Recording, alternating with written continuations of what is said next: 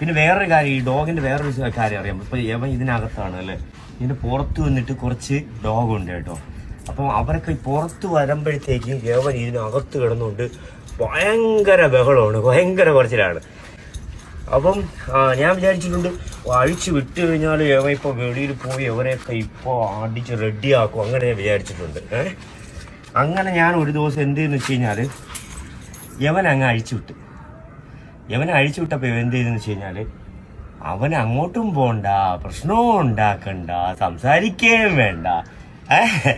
അങ്ങനെ ചില ആൾക്കാരുണ്ടല്ലേ, പുറത്തിരുന്ന് സേഫ് സോണിലിരുന്നിട്ട് ഇപ്പം ഈവൻ നമുക്ക് കാറിനകത്തിരുന്നോ അല്ലെങ്കിൽ ബെഡ്റൂമിനകത്തിരുന്നോ അല്ലെങ്കിൽ വീട്ടിനകത്തിരുന്നോ ഒക്കെ നമുക്ക് എന്തും പറയാം, ആൾക്കാരെ അങ്ങ് വിമർശിക്കാം, അങ്ങ് പറയാം. ഈ കളത്തിലിറങ്ങി കളിക്കുമ്പോഴേ